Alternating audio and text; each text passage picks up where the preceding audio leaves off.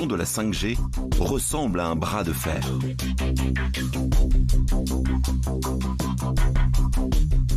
Parmi les contres, ce médecin. Fin 2020, Marc Arazi publie un livre où il dénonce les risques de surexposition au rayonnement de nos téléphones portables. Pour lui, le passage à la 5G aggrave la situation.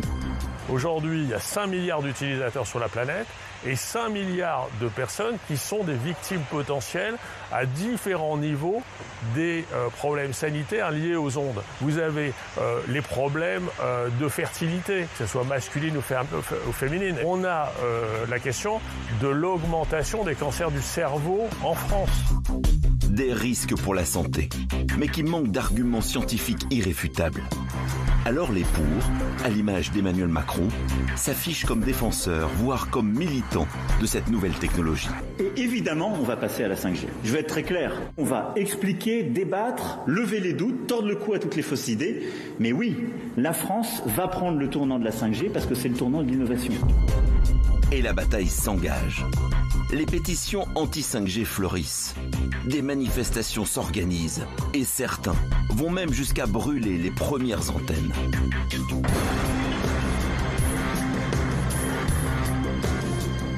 Monsieur Ruffin, vous avez la parole. L'affrontement se poursuit jusque sur les bancs de l'Assemblée nationale, où des députés de l'opposition demandent un moratoire avant l'attribution des nouvelles fréquences 5G. Pouvez-vous nous assurer que les enchères pour les fréquences 5G prévues pour septembre sont bien gelées, voire annulées, oui ou non? Comme la Corée, comme la Nouvelle-Zélande, oui, nous allons lancer les enchères de la 5G. Oui, nous avons pris nos responsabilités sanitaires, environnementales. Cette réponse est très simple. Nous le faisons pour le pays, nous le faisons pour notre industrie, nous le faisons pour les Français. Pour tenter de stopper la polémique, le gouvernement saisit l'ANSES. L'agence nationale doit déterminer si oui ou non la 5G représente un risque pour la santé. Et elle doit le faire vite, trop vite, disent certains. Octobre 2020, sans attendre le rapport de l'ANSES, le gouvernement annonce la vente des fréquences qui rapportent près de 2,8 milliards d'euros à l'État. Aujourd'hui, l'État français, mais les États en général, sont dans une forme de schizophrénie, de conflit d'intérêts énorme, puisque d'un côté, elles vendent des fréquences à des industriels de la téléphonie mobile, et de l'autre, entre guillemets, elles ne pourraient pas les contraindre finalement à ne pas poser d'antenne relais. Vous ne pouvez pas vendre à quelqu'un quelque chose et l'empêcher ensuite de pouvoir l'utiliser. Pour les contres, le gouvernement serait juge et partie, sans prendre le temps de la réflexion. Ce sociologue a étudié la controverse sur la 5G. Pour lui, les contres dénoncent moins la technologie que la manière dont elle est imposée à la population.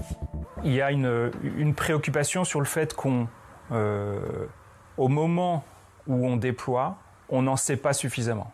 Il y a une sorte de simultanéité entre l'arrivée d'une technologie et puis la production de données, de mesures et de recherches sur les effets de cette technologie. Et donc le sentiment est qu'on devrait en savoir plus avant de déployer. Lorsque sort le rapport de l'ANSES, la 5G est déployée depuis plus d'un an sur le territoire. Difficile alors de faire marche arrière. Les experts, sur la base de centaines de publications scientifiques, ont donc conclu sans surprise. Le déploiement de la 5G dans la bande de fréquence autour de 3,5 GHz ne constitue pas un nouveau risque pour la santé.